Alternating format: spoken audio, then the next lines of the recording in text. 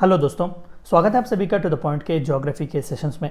हमने already industries के बारे में बहुत कुछ पढ़ा हुआ है। मैं आपसे रेकमेंड करूंगा कि आप हमारे सिर्फ इंडस्ट्रीज़ नहीं, पहले जितने भी हमने चैप्टर्स के हैं पहले उन सभी का एक रिव्यू कर लें। आज के इस चैप्टर में हम इंडस्ट्रीज़ के बारे में और खासकर जो एक इंपॉर्टेंट डिबेट है डेवलपमेंट वर्सेस एनवायरनमेंट, इससे रिलेटेड जो है हम थोड़ा बहुत बात करने की कोशिश करेंगे और बाद में देखेंगे कि इंडस्ट्रीज़ का डिसेंट्रलाइजेशन होना कितना इंपॉर्टेंट है पूरे कंट्री के, पूरे इकोनॉमी के ओवरऑल डेवलपमेंट के लिए। ठीक है, तो आज के इस चैप्टर में हम इन सभी चीज़ों के बारे में डिस्कस करेंगे। तो आइए शुरू करते हैं।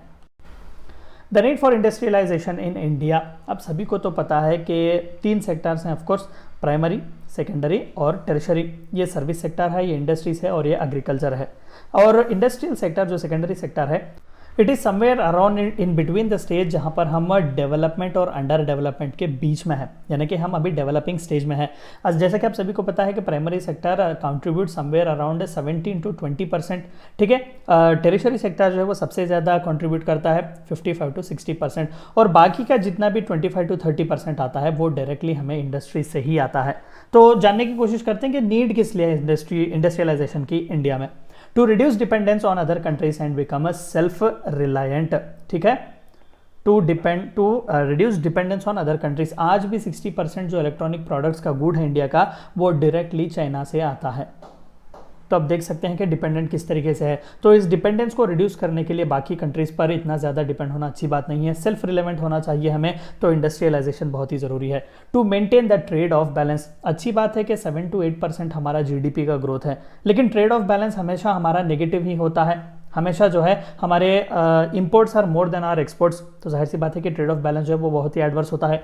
To solve the problem of unemployment, service sector और एग्रीकल्चर सेक्टर जो है दे आर लाइक एक्सट्रीमेंट्स। एग्रीकल्चरल सेक्टर में आपको हाई लेवल का नॉलेज होने की ज़रूरत नहीं है, इलिटरेट भी हो तो चलेगा, लेकिन सर्विस सेक्टर में चाहिए कि आप अच्छे खासे प्रोफेशनल हो, तभी जो है आप डॉक्टर, टीचर, इंजीनियर बन सकते हैं। लेकिन एकलौती ऐसी इंडस्ट्री है जहां पर थोड़ा बहुत स्किल भी अगर हम आदमी को प्रोवाइड करेंगे तो he will be very easily setup. ठीक है, तो एम्प्लॉयमेंट के लिए बहुत ही अच्छा खासा जो है वो एम्प्लॉयमेंट की अपॉर्चुनिटीज़ हमें प्रोवाइड करता है। तो इसीलिए इंडस्ट्रियलाइजेशन की भी बहुत अच्छी ज़रूरत है, क्योंकि we have to get a transition from agriculture to industrial sector and again from industrial sector to service sector.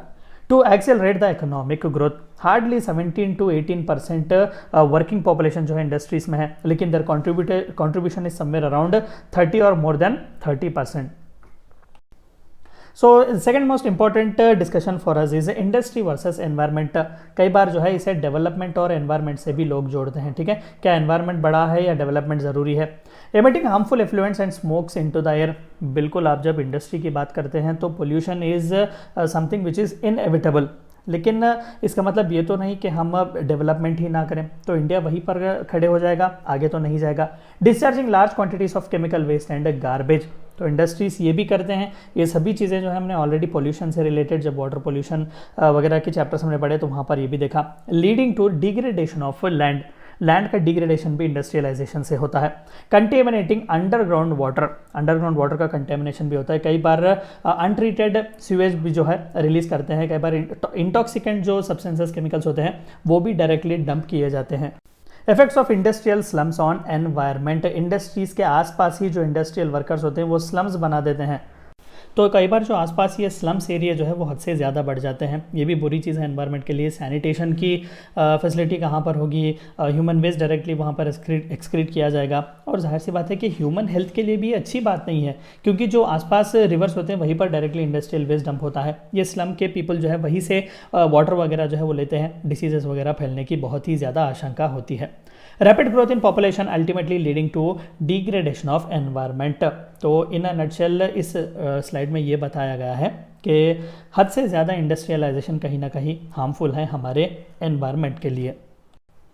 What can be done, अब ये तो हम नहीं कह सकते कि भाई देखो एनवायरनमेंट डिग्रेड हो रहा है इसीलिए जो है हमें चाहिए कि हम इंडस्ट्रियलाइजेशन ही पूरी तरीके से बंद कर दें, तब तो इंडिया कम से कम एटलीस्ट इस बार डेवलपिंग कंट्री तो कहला रहा है। अगर हम पूरी तरीके से इंडस्ट्रीज ही बंद करेंगे तो we will be bankrupt, there will be nothing, economy जो है वो कोलैप्स हो जाएगी। Industrialization is also necessary, development is also necessary, but they have to be balance, they have to be on a maintaining bridge. ठीक है, use of hydro electricity और hydel power, ये चंद इंपॉर्टेंट जो है पॉइंट्स दिए गए हैं ताकि हम अब इन दोनों को बैलेंस कर सकें। हाइड्रो इलेक्ट्रिसिटी और हाइडल पावर का इस्तेमाल करें, क्यों? क्योंकि ये जो है रिन्यूएबल एनर्जी है। User of higher quality coal for thermal plants, cheap quality coal इस्तेमाल ना करें। कई बार पेटकोक कहते हैं इसे, आप एक बार सर्च कीजिएगा। पेटकोक जो है वो बहुत ही चीप क्वालिटी कोल टाइप ही होता है, लेकिन इसे कनाडा और अमेरिका से मंगवाया जाता है। बहुत बुरी तरीके से जो है ये कार्बन रिलीज करता है, तो इंडिया की इंडस्ट्रीज में इसे बहुत अच्छी खासी तरीके में इस्तेमाल किया जाता है। 2018 में सुप्रीम कोर्ट ने इसके इंपोर्ट को बैन भी किया हुआ था। Shifting of factories out of municipal limits, municipal limits जितने भी हैं टाउन के, उसके बाहर ही फैक्ट्रीज रखवाएं। क्यों? क्योंकि अंदर जो है ह्यूमंस ऑलरेडी रहते हैं, पोल्यूशन वगैरह का चक्कर आएगा, एनवायरनमेंट और भी जो है बुरी तरीके से बिगड़ जाएगा और ह्यूमन हेल्थ मार खाएगा। Discharging dirty water after treating it, treat करने से डिस्चार्ज करने से पहले जो कोई भी आपका इंडस्ट्रियल वेस्ट है, डर्टी वाटर जो आप निकलता है, उसे आप ट्रीट करें, उसे आप प्यूरिफाई करें, फिल्टर करें।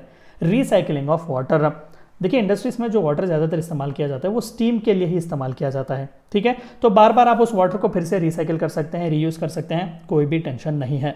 एनेक्टिंग स्ट्रिंजेंट लॉस, एक स्ट्रॉन्ग पॉलिटिकल विल होनी ही चाहिए ताकि स्ट्रिंजेंट लॉस जो है वो ला सके। एनवायरनमेंट प्रोटेक्शन एक्ट 1986, इस तरीके से वाटर पोल्यूशन प्रिवेंशन एक्ट है हमारे पास, एयर पोल्यूशन प्रिवेंशन एक्ट है, तो इस तरीके से अलग अलग एक्ट हैं, तो स्ट्रिंजेंट एक्ट्स लाना बहुत ज़रूरी है। नेशनल ग्रीन ट्राइब्यूनल है हमारे पास जो दिन रात इसी के लिए काम करता है। Planting of trees and creating mini forest areas, afforestation के बारे में बात किया गया है। तो इस तरीके की चीज़ें अगर हम ध्यान में रखते हुए इंडस्ट्रियलाइजेशन को आगे ले जाएंगे, बैलेंस कर सकेंगे, तो ये सोने पे सुहागा होगा। एडवांटेजेस ऑफ डिसेंट्रलाइजेशन, तो जाहिर सी बात है कि कई बार ये इशू होता है कि कंट्री भर में जो है इंडस्ट्रियलाइजेशन चंद कॉर्नर्स पर ही ज़्यादा होता है।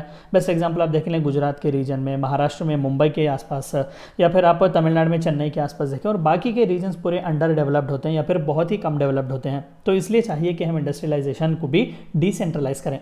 Employment opportunities are created in every region of the country, बिल्कुल जहां कहीं पर भी इंडस्ट्रीज हो, एम्प्लॉयमेंट अपॉर्चुनिटीज वहां पर होंगे ही होंगे। Equitable distribution of national income is made possible, states की आमदनी बढ़ेगी तो इंडीड नेशन की ही तो आमदनी बढ़ेगी, तो चाहिए कि हम स्टेट्स को एम्पावर करें through their income so that the real per capita income of humans also increases.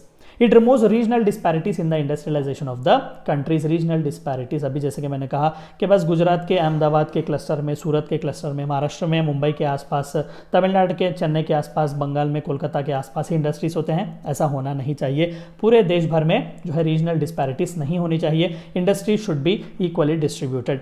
There is a check upon the concentration of population in certain parts of the country. Urbanization का problem नहीं होगा, rapid urbanization का adversely जो effect करता है, क्योंकि migrate होते हैं पीपल, ठीक है, एक जगह से दूसरे जगह वो माइग्रेट होता है in search of livelihood, employment, quality of life. अगर हम उन्हें रूरल एरियाज में ही क्वालिटी एजुकेशन दे, ये सभी इंडस्ट्रीज वगैरह अगर वहाँ पर जा सके, तो literally they have no need to migrate to cities. तो पॉपुलेशन कॉन्सेंट्रेशन का इशू भी जो है वो भी डील हो जाएगा, और पॉपुलेशन कॉन्सेंट्रेशन का इशू जब डील होगा, सैनिटेशन, पोल्यूशन, ये सभी चीज़ें जो है आसानी से डील हो जाएंगी।